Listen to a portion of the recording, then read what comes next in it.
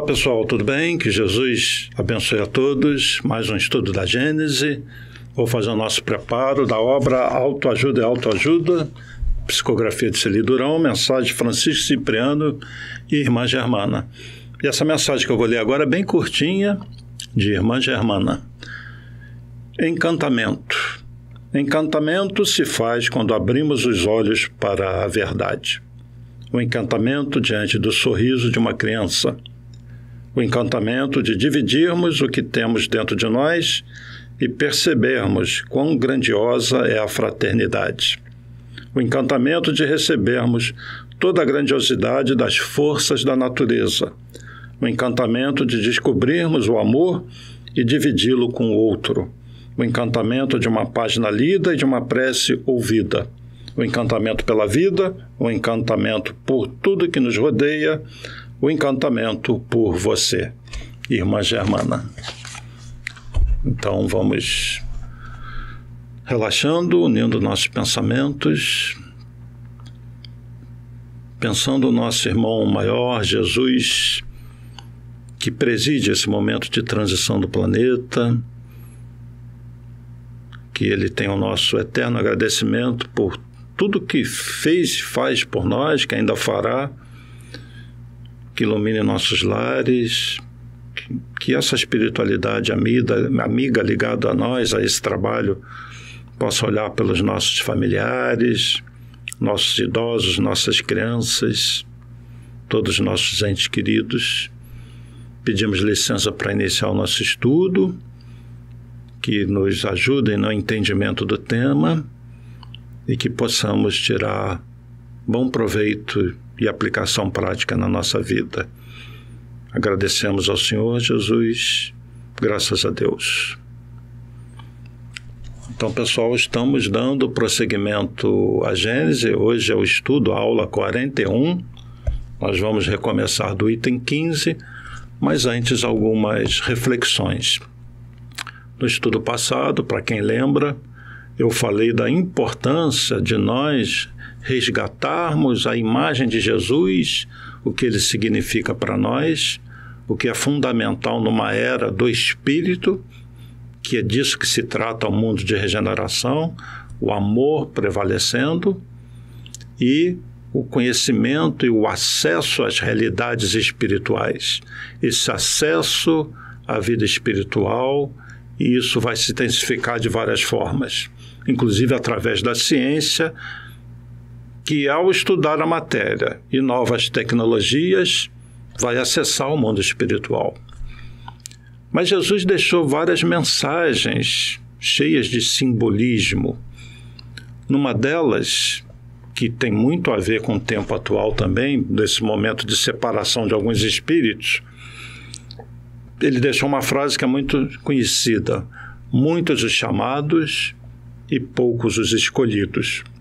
Nós já temos um entendimento com a visão espiritual bem razoável sobre isso. Ao longo da história, houve sempre a intervenção espiritual no planeta em alguns momentos, muitas vezes pela simples vinda de um trabalhador do alto.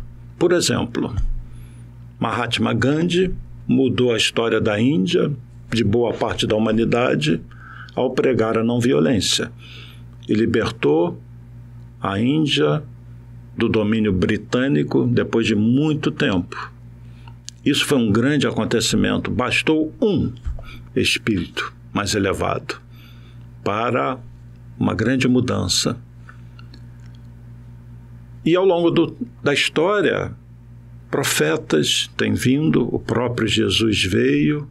Depois de Jesus, o cristianismo se espalhou por aquela região fora do Oriente Médio até, chegou até a Europa, chegou até a Roma. Então, todo esse trabalho de interferência da espiritualidade, Jesus tinha visão de tudo que ia acontecer. E ele deixou uma parábola, que eu vou agora só fazer uma lembrança antes de passar para vocês, que é um videozinho que, na verdade, é um desenho animado. Eu acho que eu nunca passei um desenho animado aqui antes, sobre essa parábola. Então, Jesus fala do reino dos céus, onde tudo é alegria, tudo é felicidade, como se fosse uma festa, tá bem? Uma festa de núpcias. E ele, então, precisa convidar pessoas para essa festa. Então, ele manda os seus trabalhadores para convidar aqueles primeiros que ele tinha definido, que seriam aqueles que iam participar dessa festa de núpcias. Mas esses convidados se negaram a ir à festa e ainda mataram aqueles que foram enviados. Esse rei que ia dar a festa, não satisfeito, envia novos trabalhadores seus. E as pessoas, aquele mesmo grupo convidado, desprezou esses convidados e ainda massacrou novamente. E esse rei, então, muito revoltado, simbolicamente, manda convidar, então, todos os outros, não mais aquele grupo específico. Então, saem a convidar todos os outros, que não seriam os primeiros convidados, nem os segundos. Então, a mesa do rei fica cheia desses outros convidados. Mas, dentre eles, um não vestia a túnica nupcial. E o rei, ao ver aquilo, um convidado que parecia ser um penetra, então, né, um intruso, ele manda que ele seja retirado dali e seja jogado nas trevas, onde haveria prantos e ranger de dentes. Existe todo um simbolismo nisso. Essa túnica nupcial, vamos comparar ao corpo espiritual, ninguém vai participar do reino dos céus, desse banquete de felicidade, se não tiver elevado moralmente, se o perispírito não estiver brilhando, não tiver em outra vibração. Então não há possibilidade de alguém chegar aos planos superiores se não se transformar pelo amor, se não deixar a violência de lado. Bom, eu vou deixar a interpretação mais completa da parábola para vocês lerem no Evangelho segundo o Espiritismo, esse capítulo Muitos Chamados e Poucos Escolhidos, e assistam então esse desenho que fala de forma assim bem didática sobre essa parábola, e voltamos já já.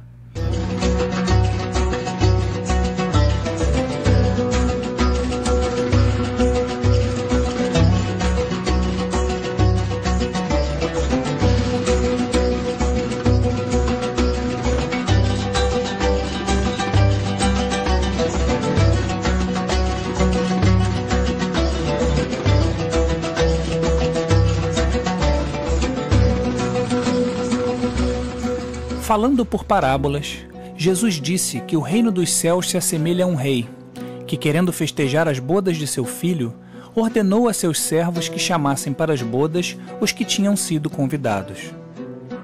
Estes, porém, se recusaram. O rei mandou outros servos, com a ordem de dizer da sua parte aos convidados: Preparei o meu jantar, tudo está pronto, vinde às bodas.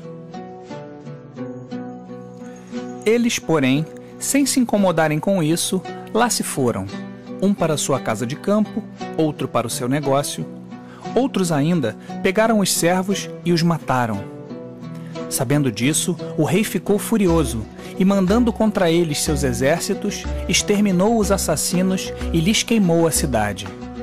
E então disse a seus servos: O festim das bodas está inteiramente preparado, mas os que foram convidados não eram dignos dele. Ide e chamai para as bodas todos quantos encontrardes. Os servos saíram pelas ruas e trouxeram todos os que iam encontrando, bons e maus. A sala das bodas se encheu de pessoas que se puseram à mesa. O rei entrou em seguida para ver os que estavam à mesa e, dando com um homem que não vestia a túnica nupcial, disse-lhe: Como entraste aqui sem a túnica nupcial?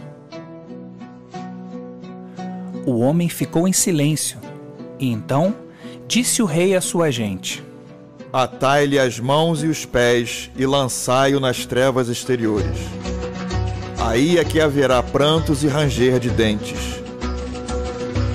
Porquanto muitos são chamados, mas poucos os escolhidos.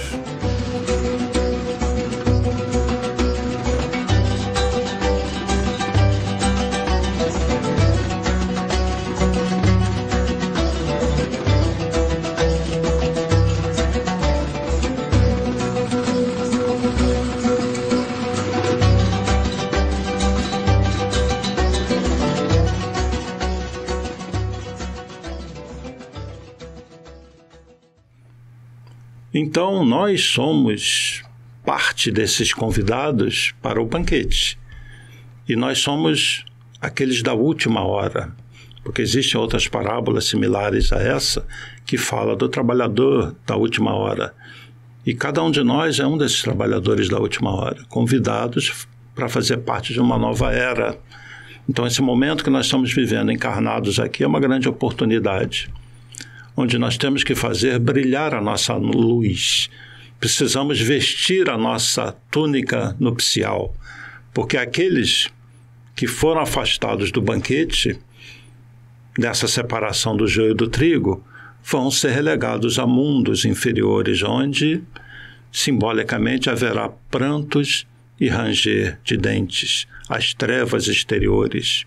Já ao desencarnar, muitos têm vivido nessas trevas e não conseguiram cultivar, desenvolver um ambiente mental, sentimentos mais nobres.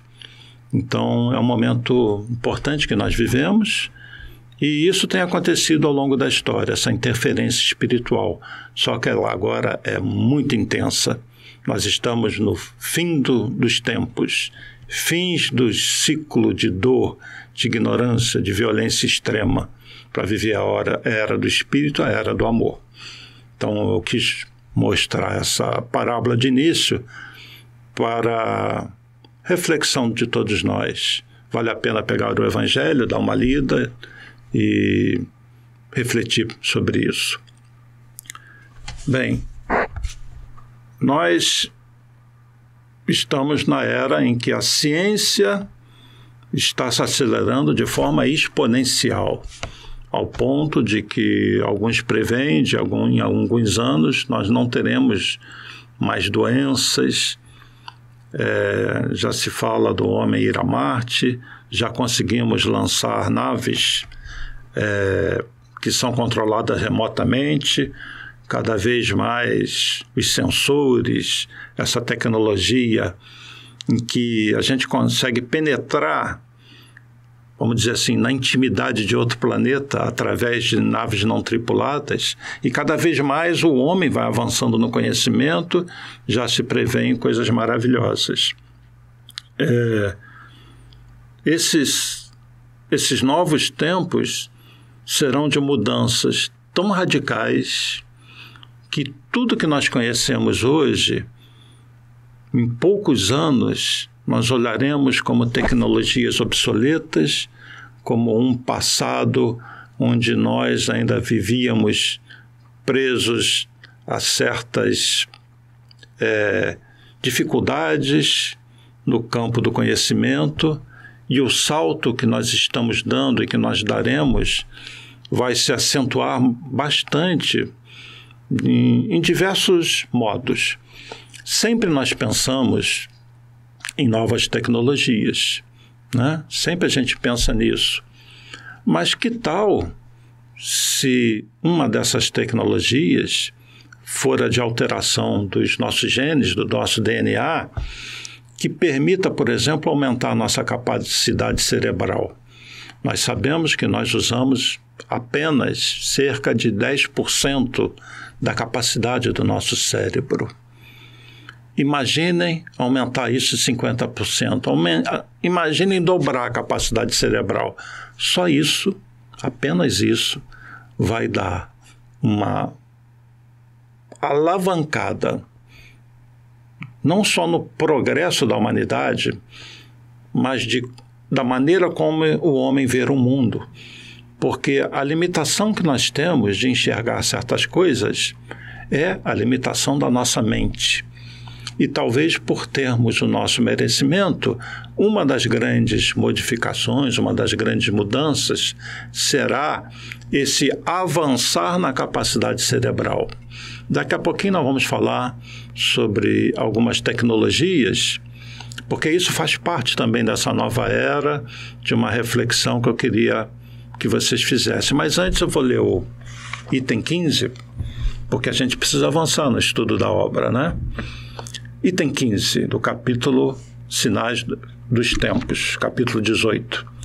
Quem quer que haja meditado sobre o Espiritismo e suas consequências e não circunscreve a produção de alguns fenômenos, compreende que ele abre à humanidade uma via nova e lhe revela os horizontes do infinito, iniciando nos mistérios do mundo invisível. Mostra-lhe seu verdadeiro papel na criação, papel perpetuamente ativo, tanto no estado espiritual como no estado corporal. O homem não caminha mais como cego, sabe de onde vem, para onde vai e por que está sobre a terra. E é verdade, a grande questão, né? O Espiritismo responde. O futuro se mostra a ele na realidade, desembaraçado dos preconceitos da ignorância e da superstição. Não é mais uma vaga esperança, é uma verdade palpável, tão certa para ele como a sucessão do dia e da noite. Sabe que seu ser não é limitado a alguns instantes de uma existência efêmera, que a vida espiritual não é interrompida pela morte, que já viveu, que ainda reviverá e que de tudo que adquire em perfeição pelo trabalho, nada é perdido. Encontra nas suas existências anteriores a razão do que hoje é e pode deduzir o que ele será um dia pelo que hoje faz. Vou repetir. Pode deduzir o que ele será um dia pelo que hoje faz. Então, falando do avanço da ciência, que está mudando radicalmente o nosso mundo, e pensando nessa possibilidade da nossa mente se expandir e de nós acessarmos outras capacidades do nosso cérebro físico, também a nossa consciência está se expandindo.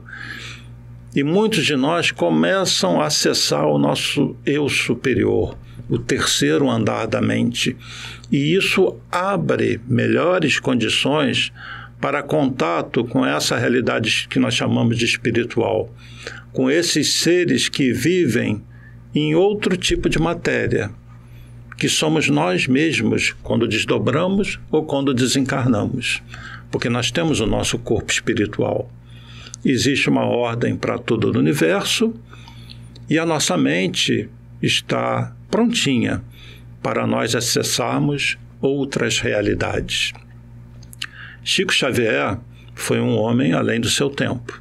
Não apenas um grande médium, hoje nós sabemos, mas um espírito missionário.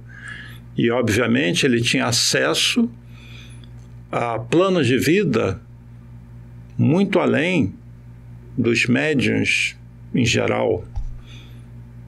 E ele tinha respostas para certos assuntos inspirados não só por Emmanuel, mas por outros espíritos. E algumas dessas informações ele nos deixou naquele programa Pinga Fogo, na antiga TV Tupi, que foi o maior programa de audiência, me parece que até hoje, né, proporcionalmente pelo menos, e que é comentado por pessoas que viveram com ele, né, certas revelações que ele fez. Então, a doutora Marlene Nobre, o Carlos Bacelli, o próprio Geraldo Lemos, né, o Geraldinho, eles trazem informações sempre muito importantes sobre coisas que o Chico revelou. Mas ficou registrado no programa Pinga Fogo algo que também Chico Xavier falou que vai acontecer, que é o acesso nosso ao mundo espiritual através da tecnologia. Imaginem isso. Isso é um daqueles outros grandes abalos que poderão acontecer na humanidade que estão descritos aqui. Eles não falam quais, Os espíritos não falaram quais. Mas como é dito aqui, a gente pode deduzir o que vai acontecer. Então, numa pergunta do professor Hernani Guimarães, o Chico Xavier vai nos falar sobre a possibilidade de comunicação com o mundo espiritual através de aparelhos.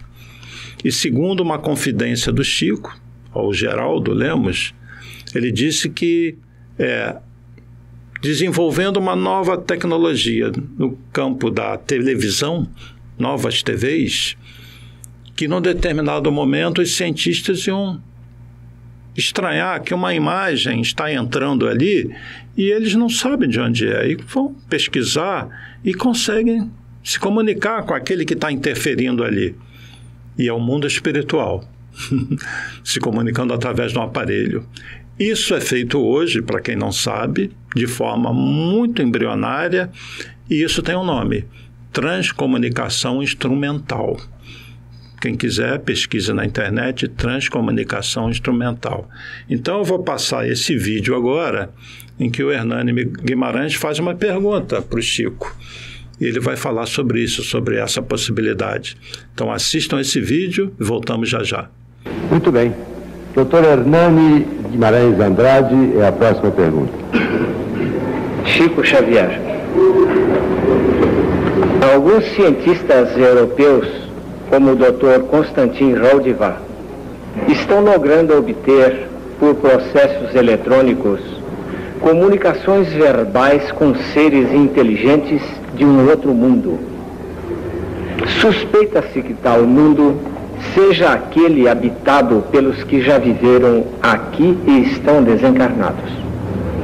Pedimos a gentileza de nos informar se realmente já se está conseguindo tal intercomunicação eletrônica entre os vivos e os desencarnados. E em caso afirmativo, perguntamos também se futuramente irá a humanidade conseguir ver os desencarnados usando aparelhos eletrônicos, como por exemplo uma câmara espiritoscópica. Emmanuel sempre nos informa que cabe a nós todos formular os mais ardentes votos para que a ciência no mundo atinja essa realização. Até agora, o problema da comunicação entre os vivos no plano físico e os vivos além da Terra tem se verificado através de processos mediúnicos com o emprego da própria criatura humana na condição de veículo mediúnico. Mas esperemos que coletivamente sejamos merecedores de uma realização tão alta, porque quando pudermos espraiar a convicção da imortalidade da alma, sem um concurso deficiente de criaturas humanas, como eu mesmo, que tenho tido a tarefa de entrar em comunicação com amigos desencarnados absolutamente com um profundo demérito de minha parte.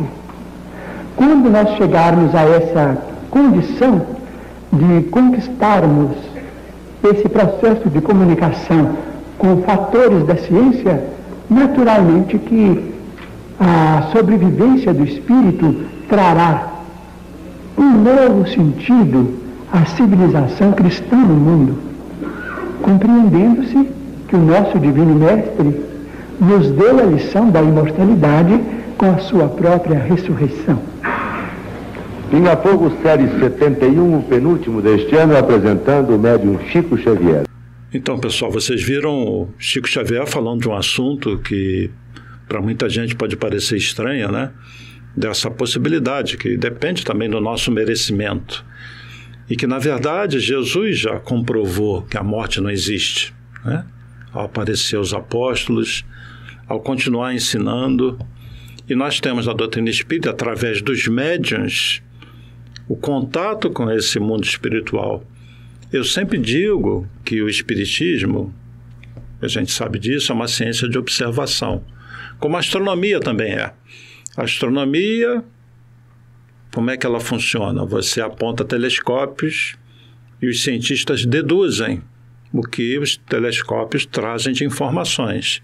Mas hoje a gente tem muito computador, tem telescópios que conseguem captar o campo infravermelho, tirar deduções. Galileu não. Galileu apontou um telescópio rudimentar, uma luneta que ele modificou, e ele fez observações, né? Nasce com ele praticamente a ciência. Então, nós usamos o telescópio para observar o universo. E é uma ciência de observação. O espiritismo, o que você observa? O mundo espiritual.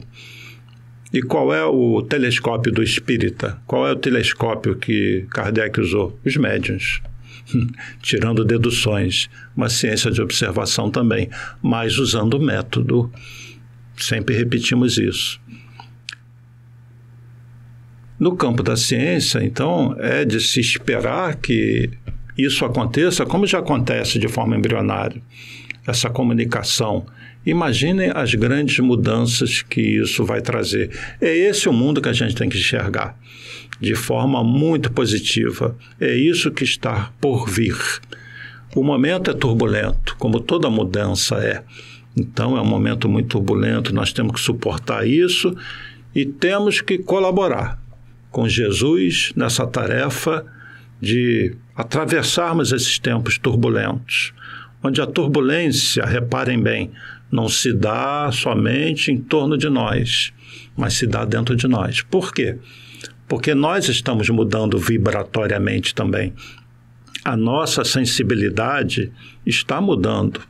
Então, se nós temos uma psicosfera densa, se os dois planos se comunicam, o espiritual e o físico, e se há separação desses espíritos muito violentos que se rebelam e até atacam, há de se sentir esse ataque em todos os campos da sociedade. A gente vê isso na política, a gente vê isso em todo lugar. E como a nossa sensibilidade está sendo depurada, a gente acessa mais essas vibrações. E como também nós estamos nos depurando por dentro, analisando mais as nossas ações, nossos pensamentos, a consciência pesa mais com relação a erros que às vezes estão lá no subconsciente e que afloram em determinado momento aos poucos. É natural que a gente sofra um abalo também. Como nós lemos lá no item 7 desse capítulo, é nas entranhas da humanidade que vai se dar os grandes abalos. E é justamente isso que está acontecendo. Mas, passada essa fase, ou a partir do momento que ela se torna menos intensa, todo esse movimento da ciência para novas tecnologias, para o maior conforto, maior entendimento da vida, do universo, tudo isso vai se acelerar e já está se acelerando, de forma que nós vamos acessar uma situação completamente diferente. E como eu sempre repito, vou repetir de novo, me desculpem por isso, nós vamos assistir tudo isso, estejamos do lado de cá ou estejamos do lado de lá. E vamos reencarnar nesse planeta, mundo de regeneração, a não ser que alguns sejam promovidos para mundos superiores. Que beleza, né? Mas aqueles que ficarem aqui, aqueles que não serão expulsos do paraíso, e este é o grande significado, porque um mundo sem doenças, sem violências, é um verdadeiro paraíso. Imagine que nós vamos limpar esse planeta das agressões, o meio ambiente, os animais serão respeitados, as sociedades, né? Vamos dizer, a sociedade será de seres que se integram pelos sentimentos, pelos mesmos anseios de uma vida mais feliz, conectados com a espiritualidade maior. Então, é um mundo muito bonito, é um mundo bem mais feliz, embora ainda não seja um mundo feliz, porque nós não conhecemos a felicidade em sua profundidade. Mas é um mundo em que a aurora da felicidade se faz sentir. E dentro desse processo de um mundo melhor, tem a ciência, né? E a ciência e aquilo que a gente chama de religião começam a se fundir uma com a outra, porque, na verdade, existe uma grande lei no universo. E quais são as duas asas do espírito que nós conhecemos? Uma é o conhecimento e outras são as virtudes sintetizadas na palavra amor. Amor e conhecimento, as duas asas do espírito. E o conhecimento avança com a ciência. Eu separei aqui, para vocês terem ideia do que já está acontecendo, do que se espera. Eu apenas separei alguns tópicos sobre o avanço que nós estamos tendo. Daí eu fui no nome desse Elon Musk, né, que é o CEO de várias empresas de tecnologia mais avançada, a SpaceX, a Tesla, a Neuralink, a SolarCity. Vamos falar de algumas coisinhas. Eles estão pesquisando, por exemplo, trens ultra rápidos, movidos, sabe como? Em tubo de vácuo, impulsionado por ar comprimido e motores de indução. Sabe qual é a velocidade que esses trens podem alcançar? Imaginem um tubo de vácuo, portanto, sem contato lá com o ambiente exterior, 1.220 km por hora. O turismo espacial é algo que está sendo pensado que vai se tornar uma realidade muito em breve. Então, imaginem, da mesma maneira que você pega um avião para ir para um outro país, você vai pegar uma nave e vai ver a Terra, vai passar algumas horas orbitando a Terra. A impressão em 3D, e aí entra o grafeno, né, muito mais leve e resistente que o aço. Num futuro próximo, nós vamos imprimir muitas coisas em casas. Peças, se você tem o projeto em 3D no seu computador, a sua impressora vai poder fabricar todo tipo de peça que você imaginar. Desde um parafusinho, uma peça de uma máquina que você tem em casa. Isso muda completamente as relações das empresas, das indústrias. Nós vamos chegar lá. Impressão 3D como uma coisa corriqueira, com materiais ultra leves, ultra resistentes. A nanotecnologia, essa daí tem grandes aplicações no nosso futuro.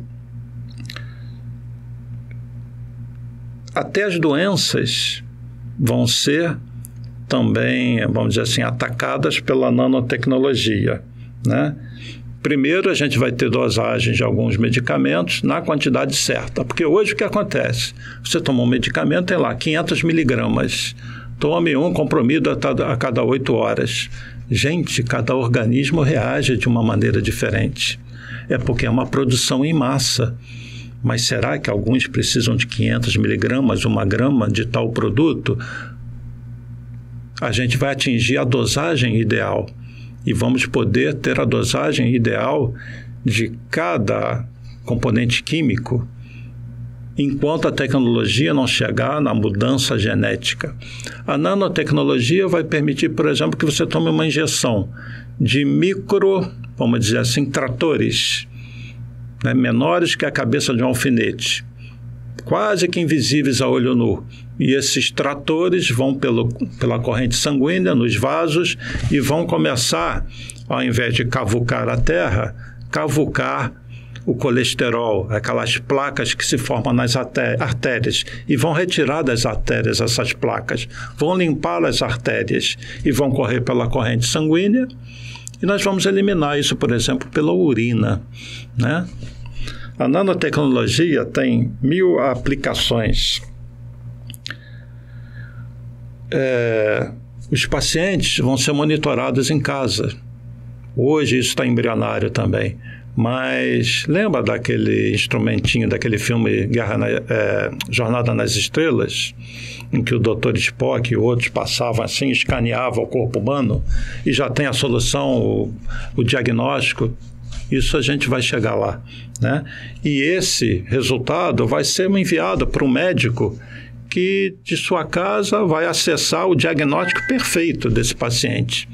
e vai poder ministrar as novas tecnologias, novos medicamentos para tratamento de doenças. Os robôs, eles vão se vulgarizar, né? Essas tarefas insalubres, aquele cara que fica lá no topo do arranha-céu, soldando vigas, o pedreiro. Os robôs vão fazer essas tarefas de forma perfeita, sem nenhum risco para o homem. E no fundo do mar, seja onde for, isso é fácil da gente prever. É questão de pouco tempo. A telemedicina, né? Nós já falamos dela. O fim das doenças, sangue artificial, que já é pesquisado, pele artificial, que já é pesquisada, próteses high-tech, de materiais muito resistentes, né? A reprogramação genética, esse é o grande lance da medicina, da nova medicina. Reprogramar geneticamente o homem. E se a nossa vibração do corpo espiritual já nos isenta de dores, de doenças, porque não se esqueçam que o corpo espiritual é o modelo organizador biológico do corpo físico, essa melhor vibração, esse corpo espiritual mais limpo, associada a uma reprogramação genética, vai tornar um homem talvez muito mais forte fisicamente, muito mais elástico, mais ágil, sem as dores nas juntas. Quem me assiste aí que tem dor na junta, hein? Sem as artroses. E entra aquilo que eu já citei. Imaginem você programar um cérebro com uma memória mais elevada, um raciocínio matemático mais apurado. E aqueles que não gostam de matemática, no futuro, essas crianças, esses novos seres, talvez façam cálculos que um Einstein tinha na sua mente no século XX. Imaginem um mundo de crianças como o pequeno Einsteins. Imaginem vocês reencarnando como uma dessas crianças, por que não? Em novos corpos físicos mais depurados. Implantes no cérebro. O Elon Musk tem uma empresa chamada Neuralink, é o que ele fala. O objetivo do plano é conectar o cérebro dos seres humanos com as máquinas, estreitando a comunicação com os robôs. Meu Deus, imaginem, talvez isso seja uma etapa intermediária até a reprogramação genética. A energia solar, isso também já está no adiantamento. Já se prevê que as carcaças dos automóveis, por exemplo, vão se tornar grandes baterias solares. Então você vai ter um carro que a própria carroceria capta a luz e transforma em energia. E baterias cada vez menores, cada vez mais leves. Hoje os carros elétricos, praticamente o assoalho dos carros são bateria, uma grande bateria.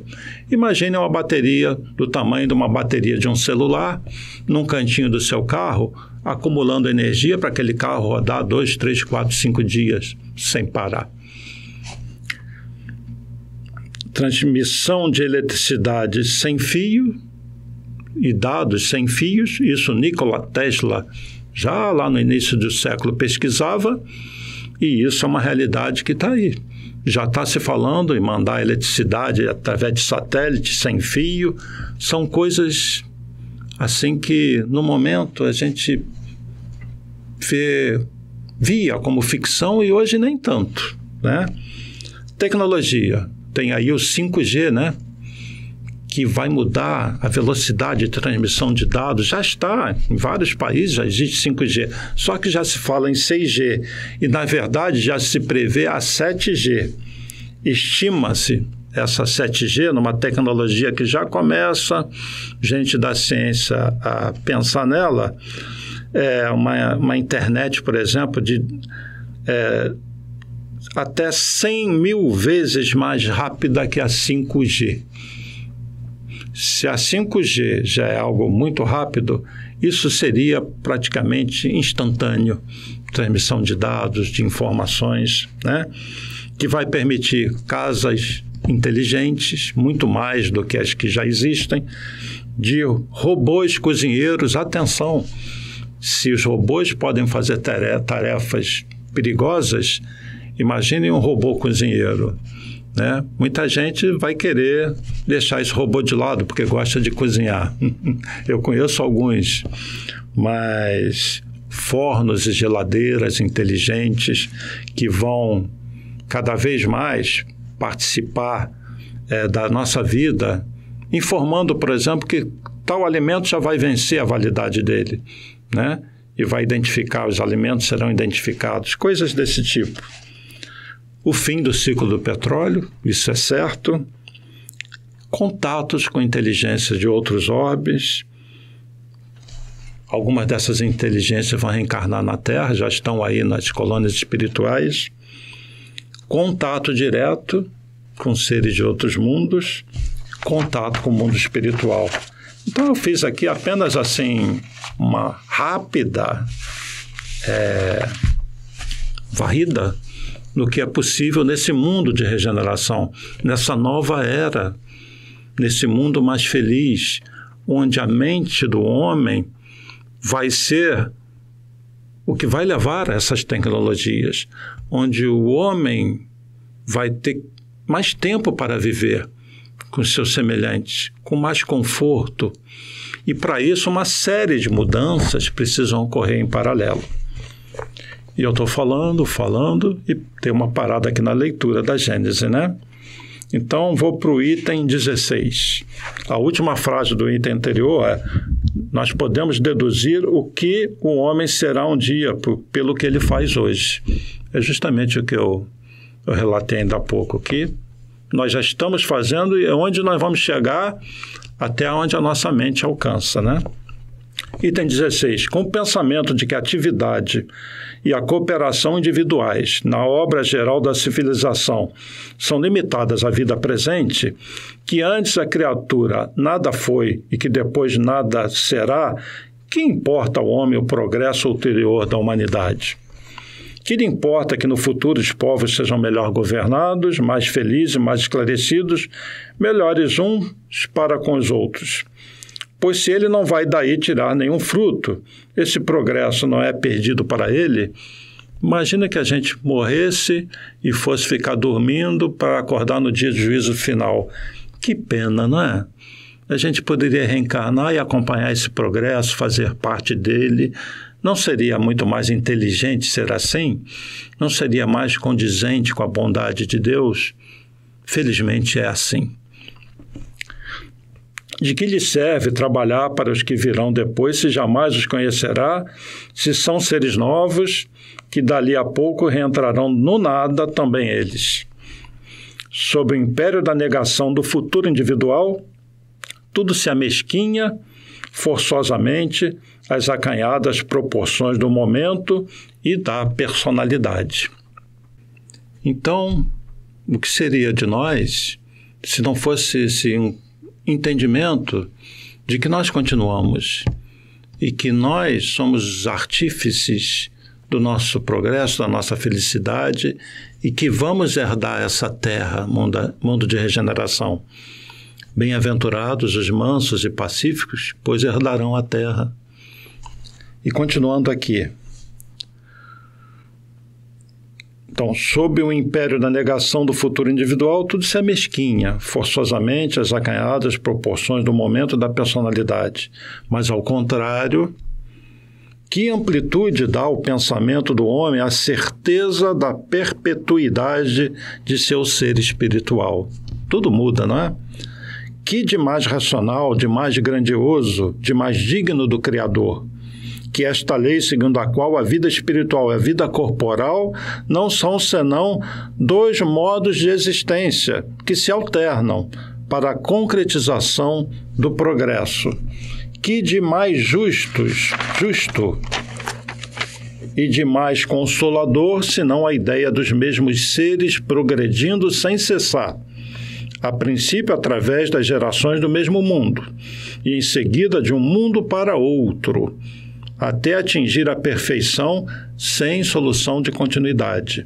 Um progresso contínuo. Vamos passar um tempo ainda na Terra, mas vamos viver em outros mundos. Todas as ações têm, então, uma finalidade: pois trabalhando para todos, estamos trabalhando para nós mesmos e reciprocamente. De sorte que nem o progresso individual, nem o progresso geral jamais são estéreis. Aproveita as gerações e as individualidades futuras, que não são senão as gerações e as individualidades passadas, chegadas a um grau mais alto do adiantamento.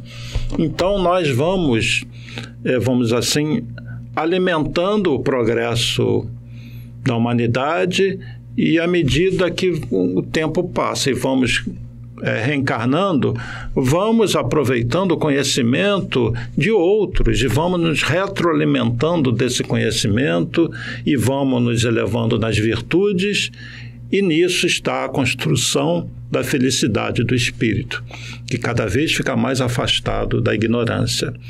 Nesses tempos de transição, fiquem atentos à geração nova, que é um assunto que já já nós vamos abordar aqui. Fiquem atentos a essas crianças, esses menininhos, essas menininhas, as ideias. São seres que contestam muito, que não aceitam qualquer resposta, que já vêm até o mundo dos adultos de maneira diferente. Muitas são precoces e ingressam no mundo dos adultos, percebem certas coisas que crianças de décadas atrás não percebiam. Fiquem atentos e tentem dar amor, tentem direcionar, porque alguns são meio rebeldes, difíceis, mas são as crianças da nova era. E para que a sociedade velha morra, é preciso que seres com novas ideias, com novos inputs mentais, venham do mundo espiritual para abalar esse mundo de maneira positiva.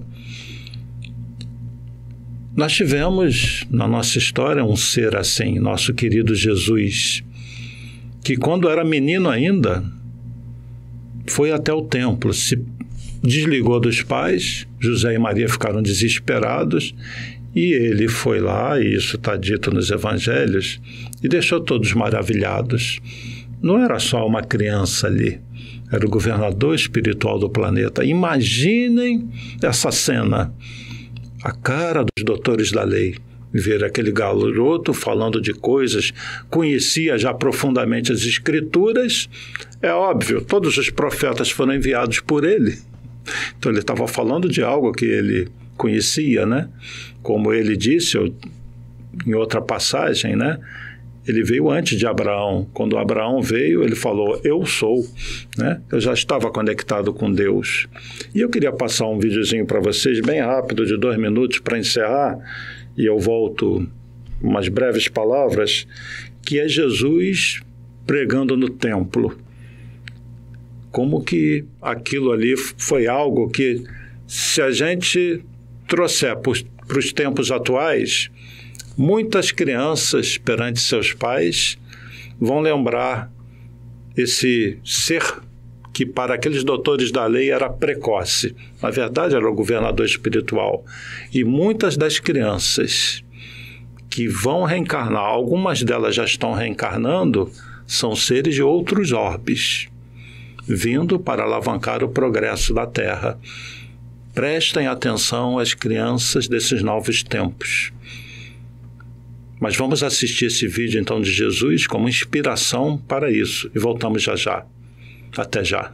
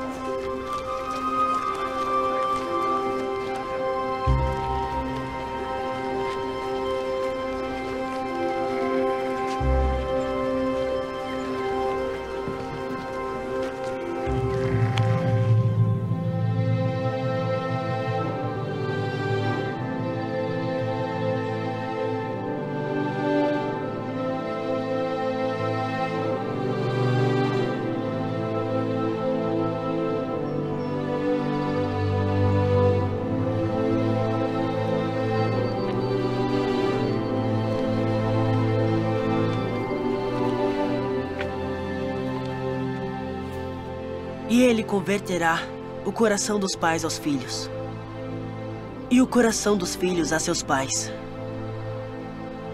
para que eu não venha e fira a terra com maldição.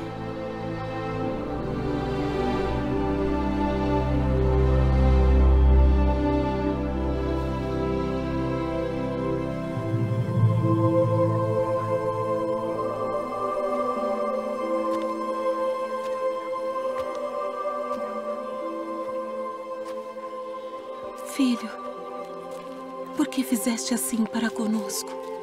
Eis que teu pai e eu ansiosos te procurávamos. Por que aqui me procuráveis?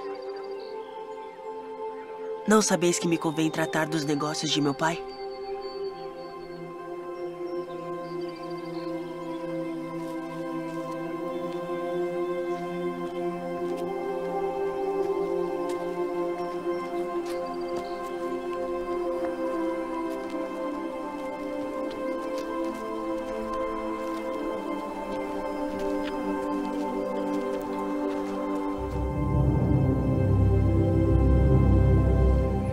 Então, minha gente, ficou aí para a reflexão de vocês. Prestem atenção a essa geração nova e deem muitas boas-vindas para esses seres. Tratem-os com muito amor. Não dificultem a passagem deles aqui, porque isso pode representar um peso muito grande. Se eles forem rebeldes, tentem domá-los pelo amor. Se eles manifestarem entendimentos de coisas que vocês não compreendem, tentem refletir sobre isso e de que forma vocês podem incentivá-los a colocar para fora o que eles trazem dentro deles.